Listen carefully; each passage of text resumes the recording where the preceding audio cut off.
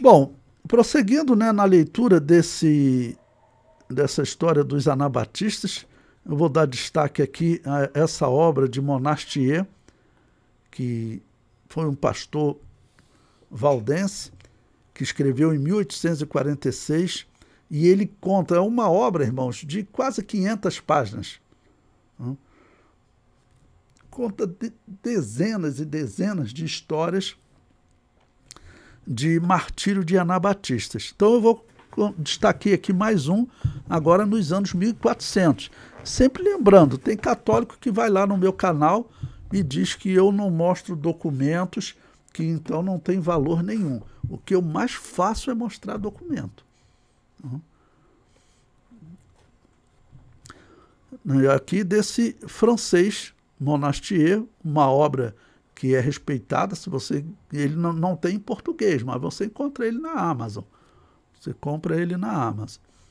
Bom, ele diz: o mesmo inquisidor, Borelli ou Borilli, foi acusado de ter praticado grandes crueldades em Susa. Susa é um vale da Itália, tá bom? À frente de uma tropa armada e, em particular, de ter devastado o vale de Bregaglia, que é um vale na Suíça, tá bom? Ou Clusone, no auge do inverno. Inverno, então lembre-se, essa é uma região gelada. Olha a história que ele vai contar, irmãos. Eu selecionei algumas histórias para vocês, porque se eu for botar todas as histórias aqui, a gente fica 10 anos nesse curso, tá bom? Então, no auge do inverno, no Natal do ano de 1400. Lembre-se que Itália é hemisfério norte. Então você fala, Natal, pastor, é verão, né? É verão, não. Mas no hemisfério norte, Natal é inverno. Tanto que você vê o Nicolau, né? O Papai Noel católico, ele andando sempre na neve, no Natal, né? Ok? Então está no pior frio da Europa.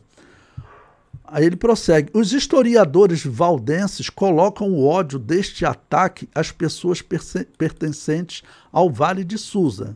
Ele está contando a história de um vale que foi atacado.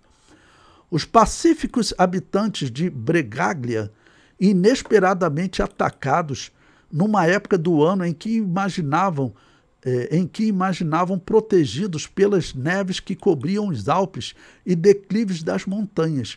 Só podia fugir com a maior pressa homens, mulheres e crianças para as alturas e escarpas rochosas. Ou seja, vai fugir para a região mais gelada ainda, para tentar se esconder, porque, por via de regra, como ele está dizendo, eles não pegavam em armas nem para se defender. Então, por isso, eles, vamos dizer, pacíficos habitantes, foi assim que eles chamaram. Ele chamou pacíficos habitantes. Ele prossegue. Os fugitivos, sendo perseguidos sem intervalo até o anoitecer, caíram muitos deles pela espada do inimigo, ou foram feitos prisioneiros. Outros, ainda mais miseráveis, pereceu miseravelmente de fome e frio nas rochas. Porque eles estão indo para uma região gelada, né? Então, chegando naquela região, sem proteção, tá bom? Frio nas rochas, cobertas de neve e gelo. As mais numerosas companhias em fuga em direção a Marcel, no Vale de São Marino, Itália, passou a noite numa alta montanha, num local ainda chamado de Alberga, ou o refúgio. Uma pausa aqui para explicar a vocês. Não sei se vocês já enfrentaram um frio assim numa montanha. Eu já enfrentei de 8 graus negativos, tá bom? Irmãos, eu estava dentro de uma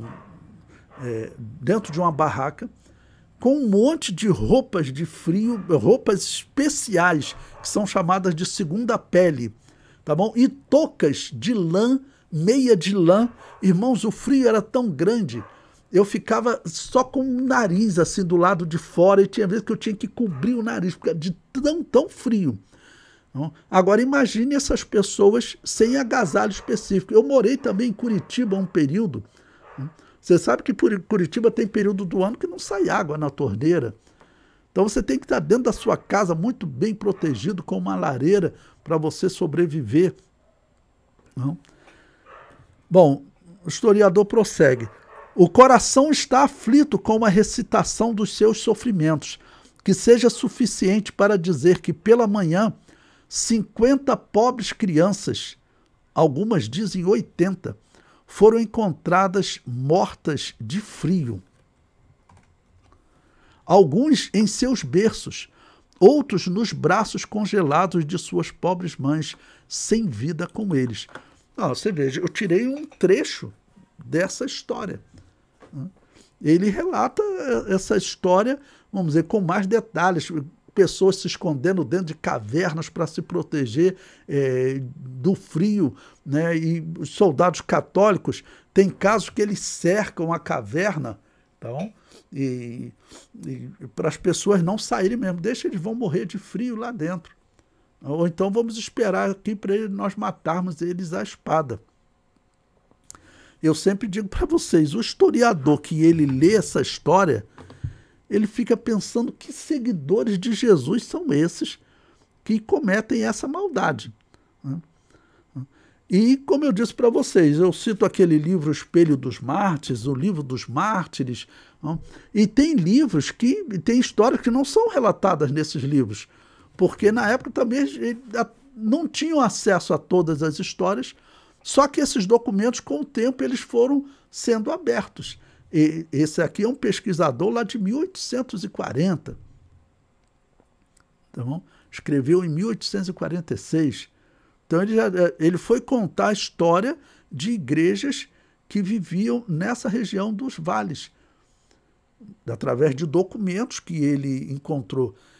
Ele encontrou todos os documentos de execuções? Com certeza que não. Com certeza que não. Porque nós sabemos pela história que os católicos destruíram muitos documentos mesmo.